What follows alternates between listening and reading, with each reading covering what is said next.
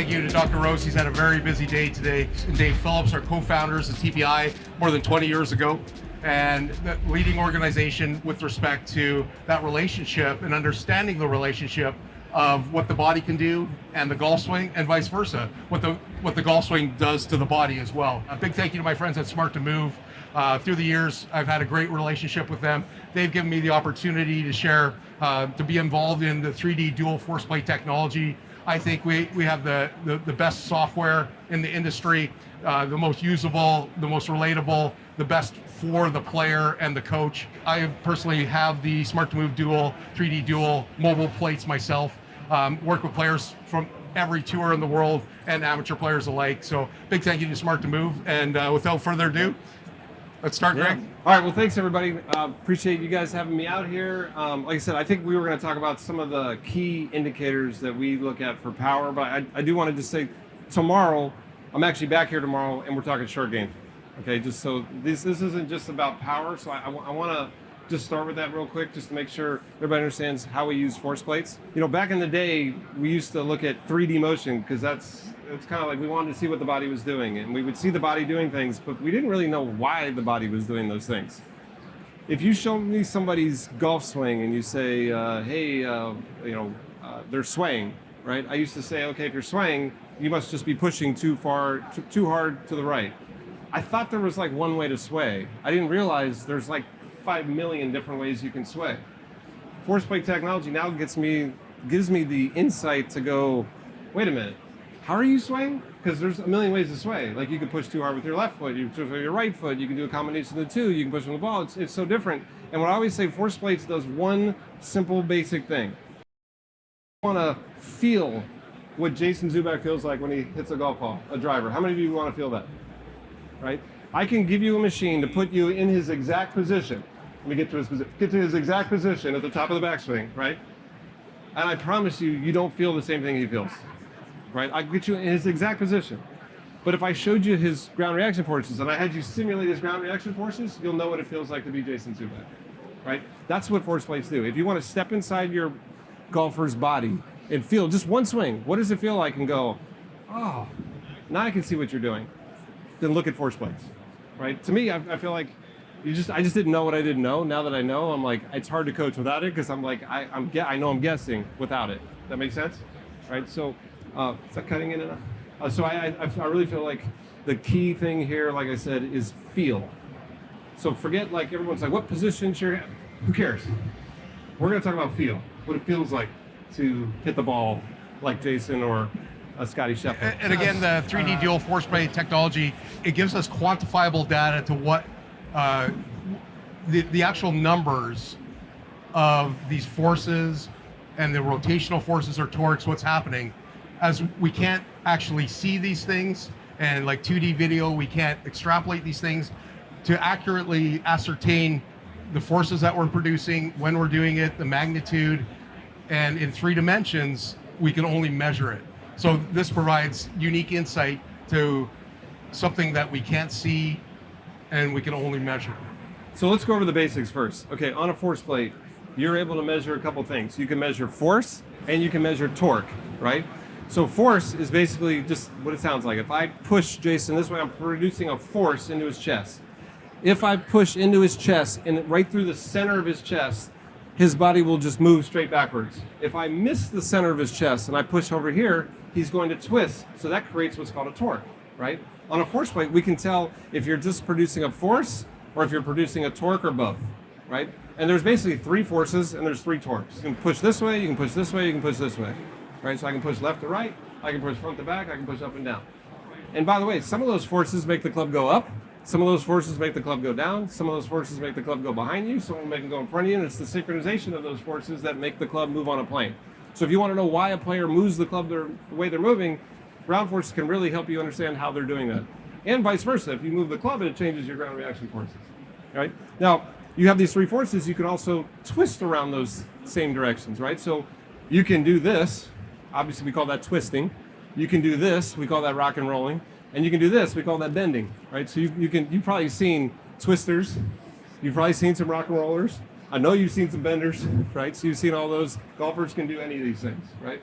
And again, It's the combination of those that help us understand how they move the club. Does everybody understand the basics? That's what we're measuring, right? Now, I think let's talk about, we were talking about the keys that we've learned on force plates. Everybody loves numbers, right? Like your first question, what are the normal numbers, right? So I think when we put, as humans, if we say Jason Zuback's 300% vertical, everybody's like, I got to get to 300%, right? That's the number. For me, if it comes to power, just from doing this for a long time, I can tell you for sure, numbers is third on my list, right? It is not first, right? If you know anything about me, I'm sequence, right? Sequence is always first. If you have great numbers, but you're out of sequence, who cares? You're going to suck, right? So I'm always like, the sequence in which you produce these forces is going to direct where this club goes. That's number one, right? So if we pull up an example. Here's Justin. So we got a small hitter here, Justin James. This is on the 3D dual mobile plates. We use the iOS platform, so I'm shooting him with the iPad face on, and we can add another camera down the line if we wish to get a secondary view. And what we have here is what we call our kinetic sequence graph. The dark line on the bottom is our lateral force. So that's the forces that take us away from the target and towards the target. And the solid line, I know it's hard for you to see, that's our zero. When we're above the solid line, that's positive, meaning he's creating a reactionary force towards the target. And so that's lateral. The next one is this yellow line, which is our what we call vertical torque. This is otherwise known as horizontal plane torque. And by the way, real quick, pet peeve. You go to every company out here, force plates, they've all decided to use their own terminology, right? It will drive you crazy. Make sure you understand what, like, one person will say, hey, that's horizontal torque. One person will say it's vertical. Like, make sure you know what they're talking about. So you're comparing apples to apples. Keep going. Right, and so then the last one, this top one here, is our vertical. So this is the push into the ground, creating this vertical force. So we can see it goes up, it goes down, and then it goes really up. So again, we have some of our smart to move thresholds.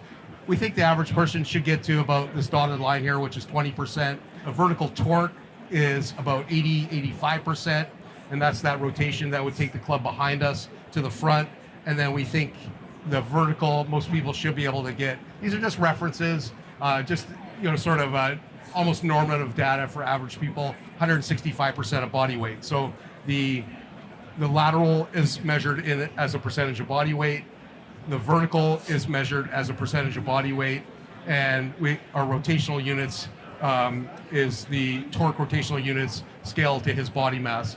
But if we can see here, Greg is talking about sequence. So the sequence is, what order do these things peak at? So we'll look at the first one. So we're peaking lateral at about this position here. And so lateral is peaking, it's not a huge degree or percentage of his body weight, but he does it for a long period of time. When we apply force for a long period of time, it's what we call impulse.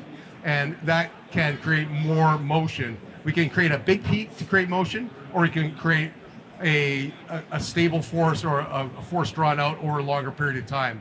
And that translates directly into a change in momentum of the player. Now, we see this one peaks first, and we're talking about what is the sequence that we see characteristically in the best players in our world, or in the world from our TPI data. And we'll see the lateral peak first. And where do we see that, Greg, typically? Usually it's right before the top of the backswing. If you're at the top of the backswing, okay, but if you're past that, I'm not okay. It's probably late. And we'll talk about, somebody asked, like, what are the most common things amateurs do wrong? Amateurs are always too late. Always too late. With everything. Everything. They're late for their appointment, they're late for everything, right? So basically they're late. All ground experts are usually late. So lateral, that's on your question on deep dive in lateral. Two things I'm going to tell you about lateral. Number one, most big hitters start producing lateral force before the club moves. I want to make this really good. It's not like, okay, we're going to go over here and then we're going to start pushing. It's almost like if Jason was pushing me this way, they're already creating resistance early in their backswing. That's what Jason just called impulse, right? There's only three ways to hit a ball farther.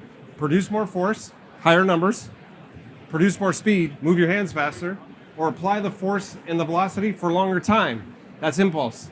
It's incredible how much time they apply, and they do it early so they can get rid of it early.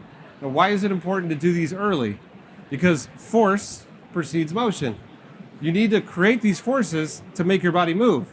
Well, I need time to transfer that force all the way to the club head. If I start when the club's down here, there's not enough time to get to the club, and you're just using your upper body. So the earlier you can start your ground reaction forces, the better. So lateral needs to be early, and lateral to me is not about magnitude. It's about impulse. This is an impulse graph here. But you're almost saying before P2. You got yours. You're the king of lateral. You got yours? Yep. Let's bring Jason up here. What's this?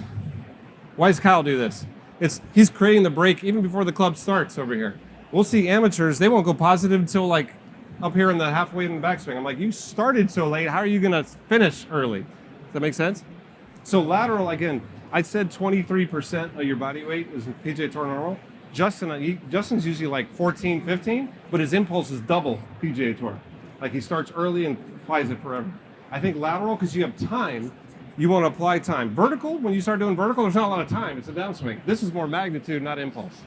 Right? So vertical, I'm looking more magnitude than impulse. But So yeah. Justin's about a foot off the ball when he starts his. You got him. Right. Yeah, so if you're thinking, okay, I'm going to get back here and now I'm going to push, you're a mile after these guys have started, right? Best way to kind of get, do you mind coming up here, Jason? Like you're going to swing? So a couple ways to get that feeling is go ahead and say like you're going to hit. If I go to push him as he takes a backswing, he's completely loaded right side, but he's loaded early because if he doesn't, I'm going to push him over. Right? That's one way. Another way that you'll see these guys do is a faster backswing. Right? If he takes this and whips it back fast, he's going to create resistance early. Right? And then there's the Kyle shuffle. You know, you can kind of, we're here and it forces lateral early. These are some of the tricks you'll see a lot of the long drive tour do. With me on that? You okay with lateral? That makes sense there, lateral? Okay. So let's go back to the sequence. So now we're looking at our next one is the orange keep or going. the yellow one, Yellow. which is our vertical torque or horizontal plane torque. So Justin will peak that Boom. And then next. So typically we'll see the player peak that vertical torque somewhere between the top of the swing and shaft vertical downswing. To be a little more specific, probably we'll peak that about, if I was to average all our PGA Tour data, about P 4.5. So not quite P5, so just before there. So Justin, he's still at the top. So this is one of the things with the fastest players in the world and the longest hitters, they're peaking these forces early so that they can get to the club. The later you peak these forces, the less opportunity there is to get that energy to the club. Go to peak vertical. Look where he is. Okay, go to peak vertical. So this is his last ground reaction force. Look where the shaft is, right? So the shaft's before vertical, right? If you look at most of your amateurs, to go back to what amateurs do, you'll see peak vertical and the club's down here. Like they just finished their ground reaction forces and they're expecting to get it to the club within milliseconds. I'm like, it's not going to happen, right? You're just not, like, you might have great ground reaction forces you're not using, right? That's an upper body strike, right? So earlier is better. Okay, so the first thing is sequence. I want to make that really clear. It wasn't numbers. We didn't look at his numbers. We just looked at his sequence. If the sequence is off, I think both of us, that's what we would attack first, right? And let me just say one thing on sequence. You kind of, if you're an instructor here, you kind of know this. Most players, they start weight shift first. Usually, if you're looking at all their forces, they'll shallow the club early and then rotate, right? So usually they rock, then they twist, and then they jump. That's what most players do. So that's why we see this lateral twist jump on the Smart to Move plates here, because that's the sequence of the best players in the world. If the sequence is good, what do we look at next? Again, I don't look at numbers next. Numbers is third for me. Sequence is first. Second is timing, which we just talked about. If your ground reaction forces are in the perfect sequence, but they're too late, it sucks. We still got a problem for power, right? We got to get them earlier. So I work on getting them earlier. Once I know their sequence is correct and their timing is correct, then we'll talk about magnitudes. Does that make sense? 100%. Yeah, do not start with, hey, what's your vertical force? I'm like, well, who cares if it's out of sequence? It's not helping you, right? So I think the next thing we should talk about then, one of the questions I think comes up was the difference between early extension and vertical, right? So let's talk about vertical force a little bit, right? What's the purpose of vertical force, right? I think a lot of people see this early extension, right? They see this movement over here. When you early extend, right, you're moving your center of your pelvis towards the golf ball. When you move your center of your pelvis towards the golf ball, not many good things can happen, right? You're invading the space between you and the golf ball. That space, I always say, if you play Monopoly, I'm old, but if you play Monopoly, this is boardwalk, right? This is the most valuable real estate. This is where the hands and the club go. If your body invades this, where your hands go. There's not a lot of good options. There's this option, there's this option. Usually they have both. No face. Yeah, there's no base control there at all, right? So if you think about it, what causes early extension? Because I see a lot of people go, I can't fix early extension. If you can't fix early extension, you don't understand ground reaction forces. What makes my pelvis go that way? Why do we call it a ground reaction force? Pushing down. If I push down with 100 pounds, what does the ground do? Pushes back. It reacts and pushes back with 100 pounds in an equal and opposite direction. Newton taught us that, right? Right. So Newton's third law was equal and opposite reaction. Newton's first law was forces precede motion, which is why timing is important, right? And basically, if my pelvis is moving this way, that means a ground reaction force is pushing my butt forward. If a ground reaction is pushing my butt forward, that means you push backwards. If I push backwards, the force pushes forward and it pushes me forward. Everybody understand that? Okay, so now think about this. If I want to twist, we'll come back to that in a second. If I want to twist, if I really want to twist my lower body as hard as I want, it'd be really cool if I took Jason over here and took Justin James over here and I said, Jason, you push my right hip forward, Justin, you push my left hip forward, and I'm going to spin like crazy, right? My right leg, if I push back with my right leg, it will push my right hip forward, it'll create rotation. My left leg, if I push forward, it'll push my left hip backwards and it'll help create this force couple. Everybody with me? Yep. Which of these makes my butt go forward? Right or left? The right. If I push back here, my right hip goes this way. My left pushes this way, my left hip goes back this way. This is what should happen in torque. You should rotate. Well, if I move forward, which leg's winning? Right. Right has to be winning, right? If I move backwards, what's winning? The left. It can't get any easier than this, right? So if I say, hey, I'm gonna jump my right right's gonna push me forward. If I say I'm gonna jump my left's gonna push me backwards. The best players in the world, the left is 2x compared to the right. If you're early extending, you're not. Your right's winning. Again, I want you to have some push this way, but this should push so hard that it can't. It just helps you with rotation, but it doesn't make you translate. The left will win as you go this way. Well, watch the Scotty Shuffler. That's why that move happens. It counterbalances the right, and that's great. So I just pulled up Justin where he peaks his vertical torque or the horizontal plane torque just after he changes direction of the club. Do both with the right, left hand combined. Then I'll do, so this is the right foot and the left foot. So the red is the red plate or the trail foot. So he's pushing 11%. He's pushing rearward, 11% of his body weight. But let's look at the lead. He's pushing 25%. That's more than 2x. It's more than 2x. So again, with our PGA Tour normative data, we generally see 1.5 under. In amateurs, it's 2x on the right. So that's why that pelvis translates to going forward, right? So Justin, 25 to 11, almost 2.5 to 1, and we can see why he creates really robust rotation, creates this big force couple, that rearward push of the trail, that forward push of the lead, the reactionary forces. The right hip rotates, the left hip more so. And Justin is the king at not early extending. Like, he is the absolute best with the amount of speed he creates and the amount of rotational force. If your left is 2.5 times your right, you can't early extend. It's impossible. If you know how to push from your lead side and it pushes you backwards, how do you go forward? It's the opposite. You can't early extend if you know how to use your left leg versus your right leg, right? So again, if you see us doing weird stuff where they're jumping and doing stuff and feeling like they're pushing from their left leg, it's just going, I know you're used to jumping this way. I just need to teach you to jump this way. It still creates rotation, but it's just going in the opposite direction, right? And by the way, it's more athletic. I always say, you're the boat, the club's the water skier, right? If you've ever done water skiing, here's the boat, here's the water skier. If the boat whips this way, the water skier whips that way. If the boat went in the same direction as the water skier, the rope goes slack and you. So if I'm moving a club around my body, if I move towards my club, I'm creating slack. If I move away from it, I'm creating water skier whipping faster. One of the keys to power, right? Crazy the amount of left X multiplier times the right if you look at the biggest hitters in the world. Really important. I want your vertical force, but I just need to make sure your left leg's doing more than your right, right? Now, let me just say one thing before we move off that. I never said you have to get on your left side. Right? This is one of my big pet peeves. Everyone's like, oh, left is twice. I got to get over there really quick. I never said weight shift. Never mentioned that word.